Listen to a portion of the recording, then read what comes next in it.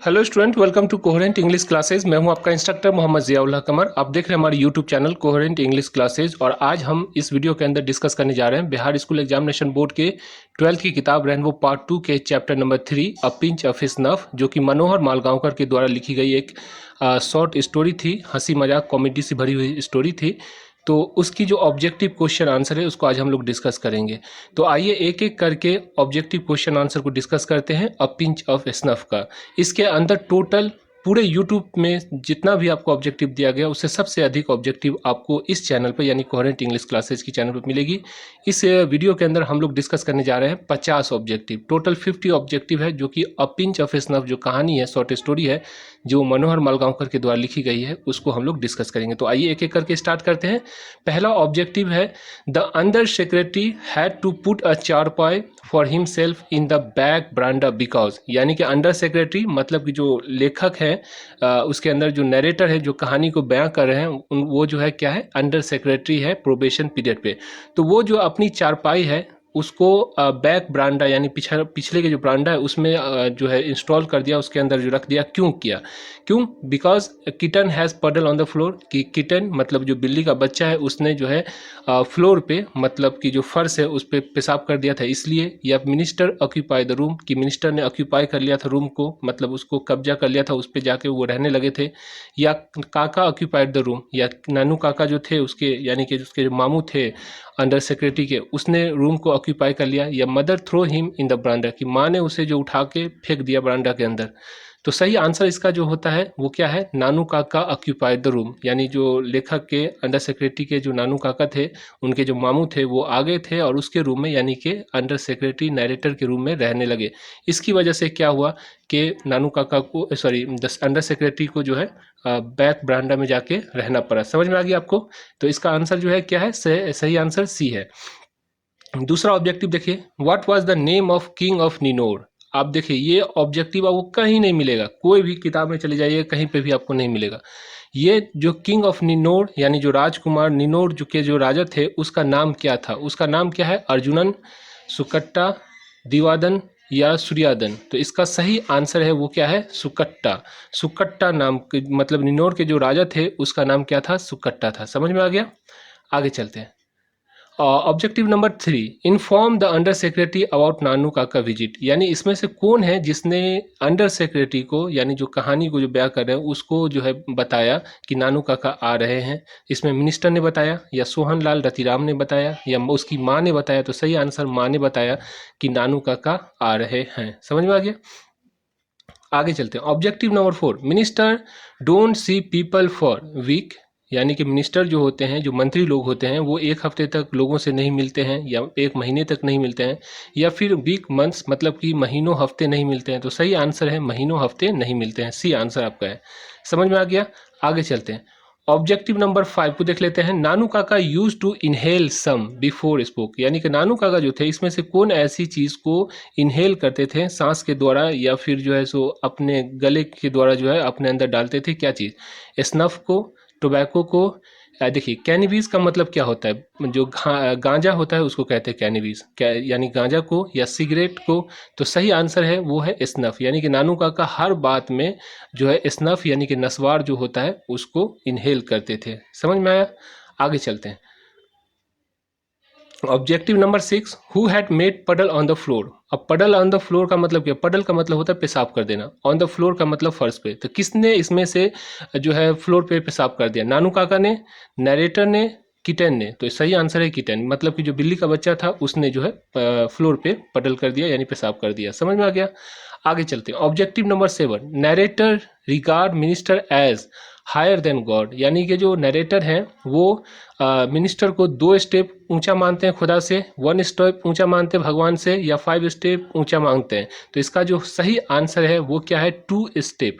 2 step मतलब narrator regard minister, यानी कि जो नरेटर है जो कहानी सुना रहा है वो मिनिस्टर को खुदा से भी 2 दर्जा अधिक मानते हैं, मतलब उसका जो है खातिर बात करते हैं। समझ में आ गया? आगे चलते हैं। ऑब्जेक्टिव नंबर 8 को हम लोग देख लेते हैं।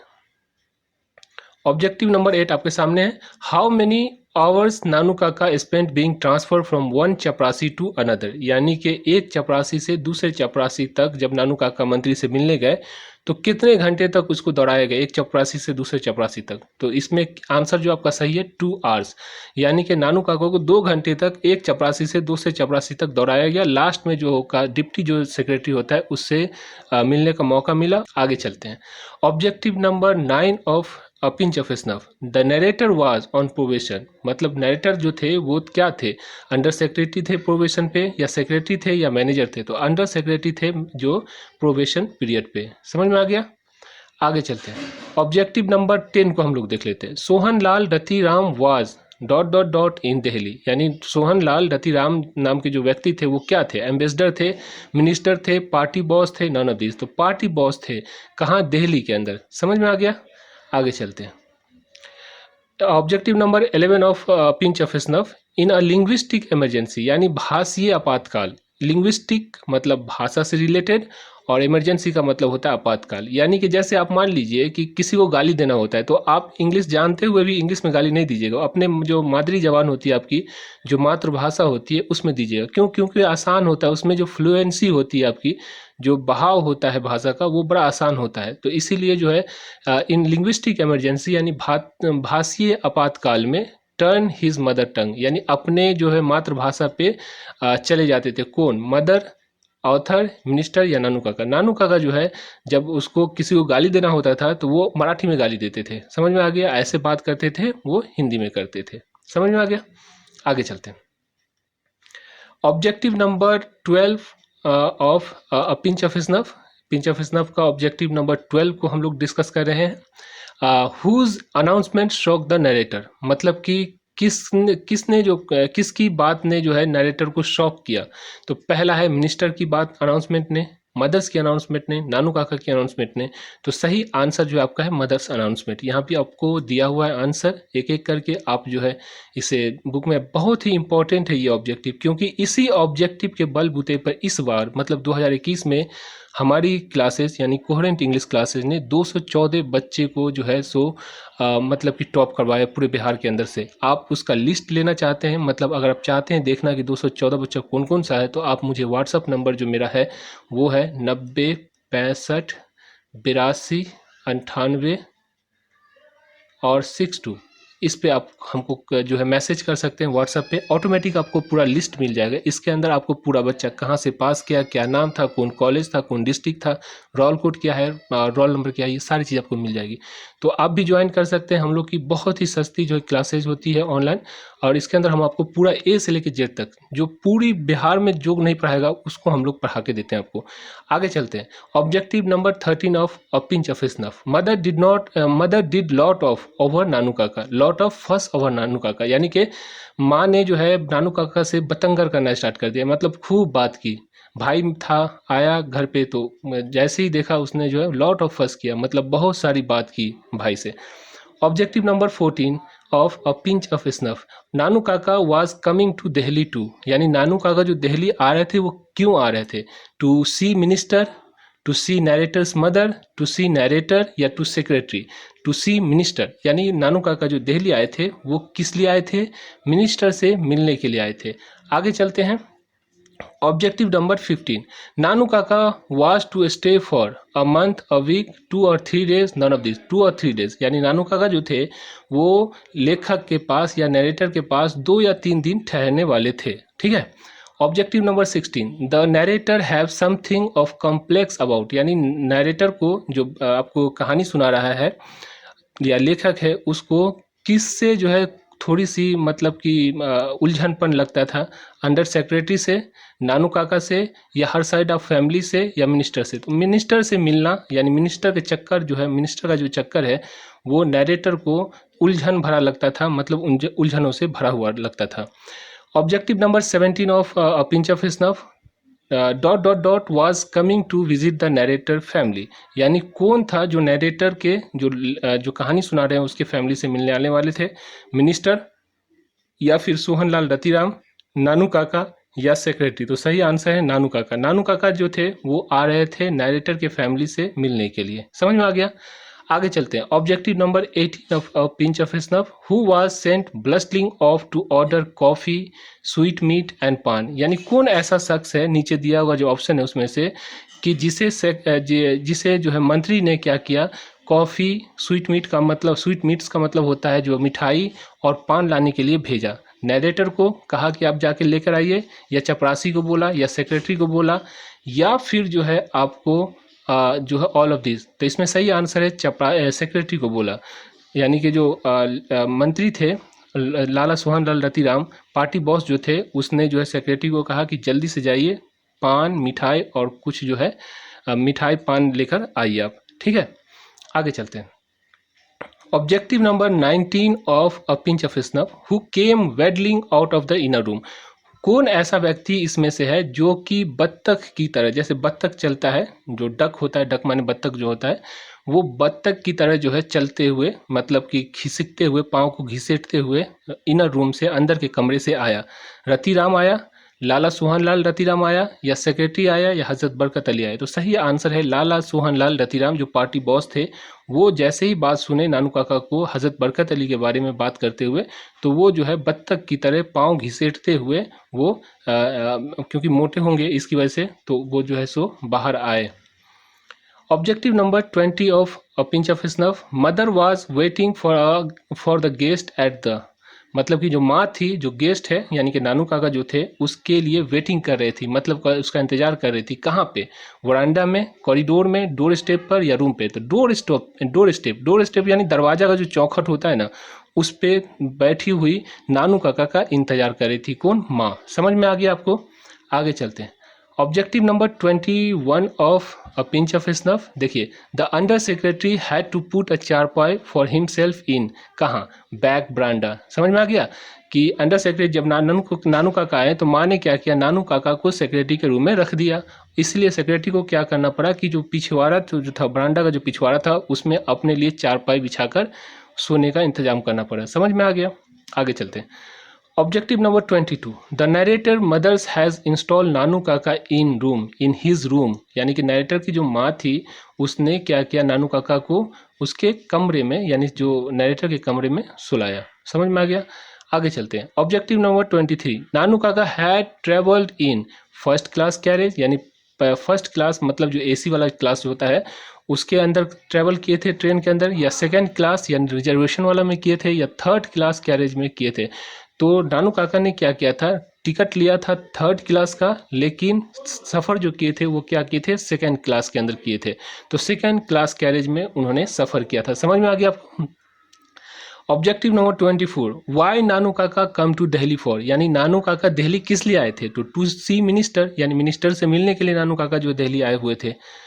Who seldom take a big decision without consulting Nanu Kaka, यानी कौन ऐसा व्यक्ति है, नीचे दिया हुआ जो आपका 4 ऑप्शन है उसमें से, कि वो जो है नानू काका से बिना पूछे हुए, बिना परामर्श किए हुए जो है कोई भी डिसीजन लेते हैं। तो वो है हज़रत बरकत अली। यानी कि नानू काका जो है लाला सोहन लाल रतिराम को कहते हैं कि हज़रत बरकत अली जो मेरा एक बड़ा भाई की तरह वो मानता है मुझे, और जो भी डिसीजन लेता है, जो भी जो है सो मतलब अब डिसीजन लेगा, निर्णय लेगा, तो उससे पहले वो हमसे कंसल्ट करता है, परामर्श करता है। समझ में आ गया?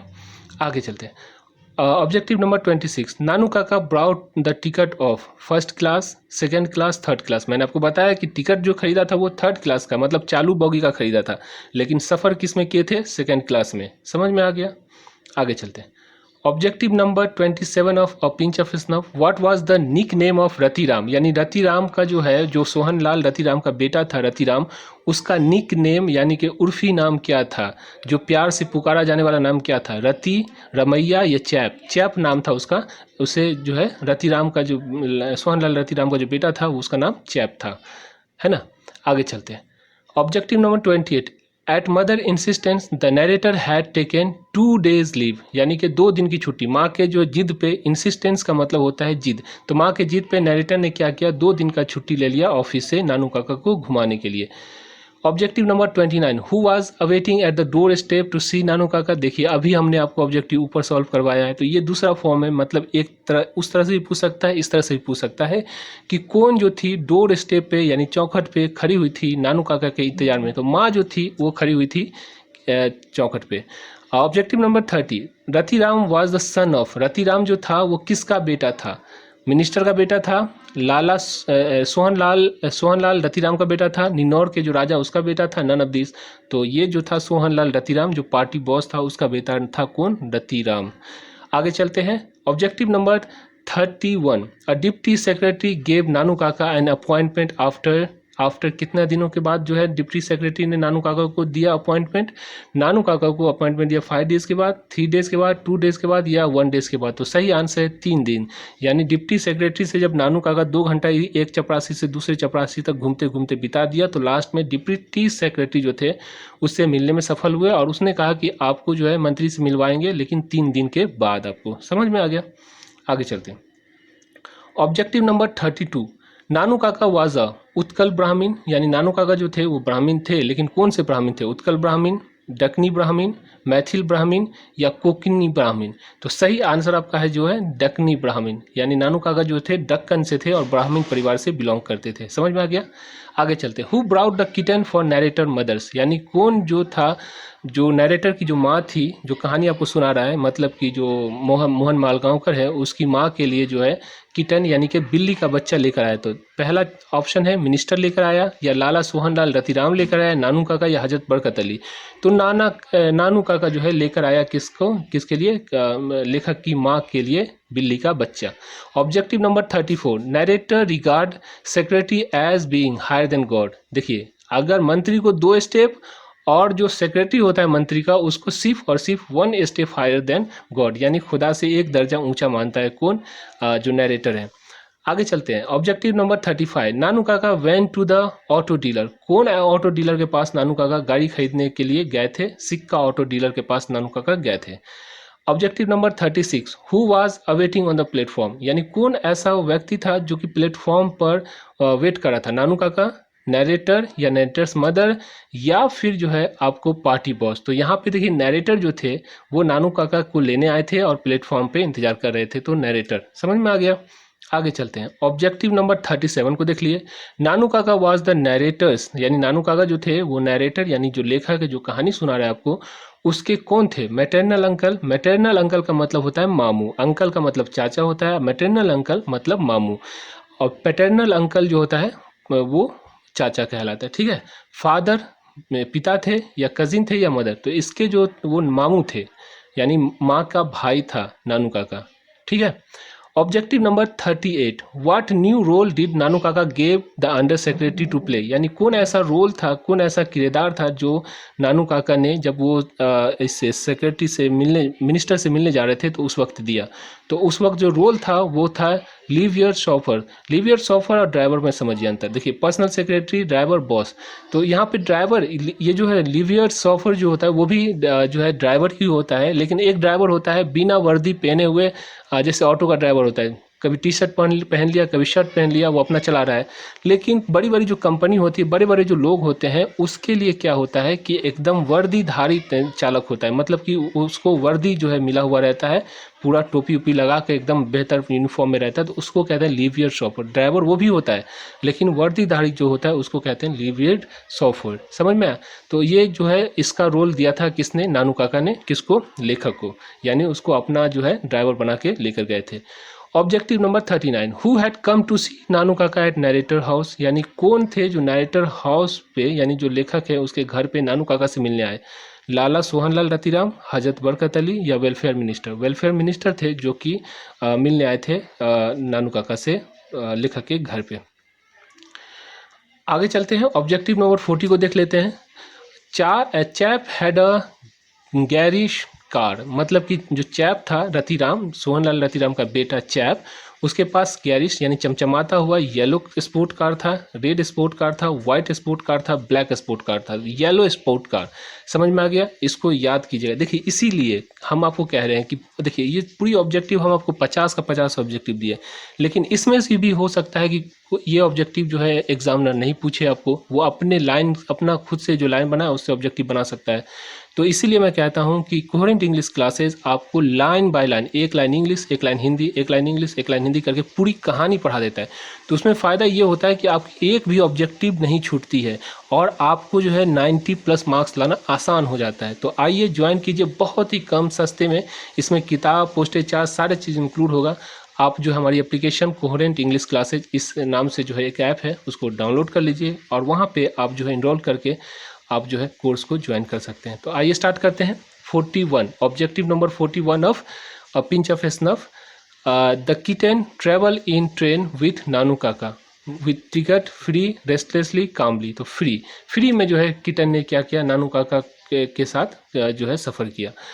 Objective number 42 of Nanu Kaka a pinch of snuff. Nanu Kaka gave a note to dhobi, 2 rupees note to dhobi, यानी 2 रुपये का नोट जो था उसने दिया नानू काका ने धोबी को।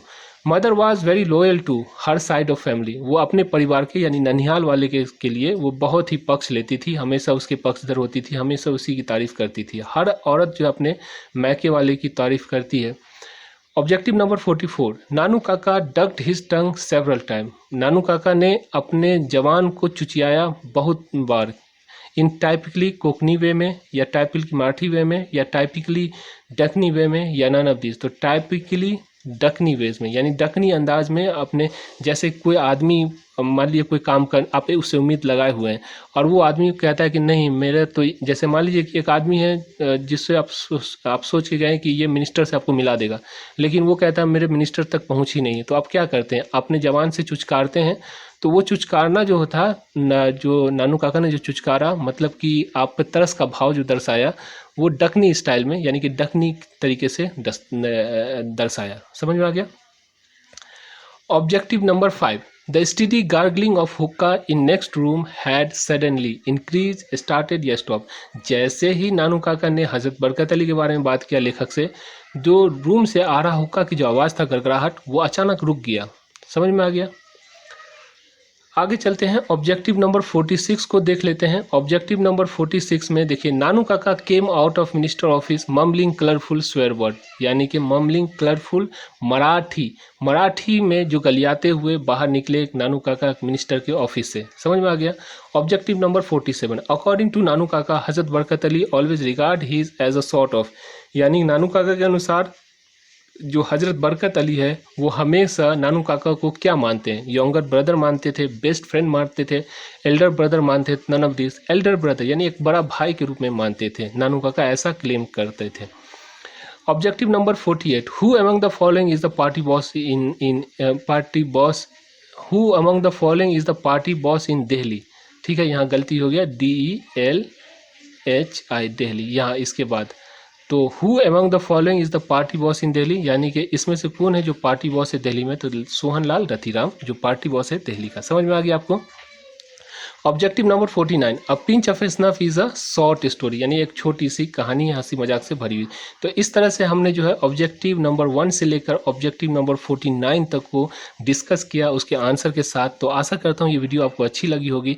इसको सीरियस लीजिए, ये जो ऑब्जेक्टिव आपकी बहुत ही इंपॉर्टेंट ऑब्जेक्टिव है। अगर इसमें से तो हम गारंटी देते हैं आपको कि इसमें से इससे आगे पूछेगा ही नहीं पूछेगा, लेकिन कभी कभी ऐसा होता है कि एग्जामिनर के ऊपर डिपेंड है। अगर हम क्वेश्चन सेट करेंगे तो हम अपने लाइन से ऑब्जेक्टिव बनाएंगे, कोई दूसरा सेट करेगा तो वो अपने हिसाब से ऑब्जेक्टिव बनाएगा। तो मैंने कोशिश किया है कि पूरी की पूरी जितनी हो सके ऑब्जेक्टिव, इससे ज़्यादा ऑब्जेक्टिव की उम्मीद भी आप नहीं कर सकते हैं। 10, 20, 30 से ज़्यादा ऑब्जेक्टिव नहीं मिलता है, लेकिन इसके अंदर आपको 50 का 50 ऑब्जेक्टिव दिया गया है। इसको आप बैठिए, पढ़िए और एक एक करके याद कीजिए।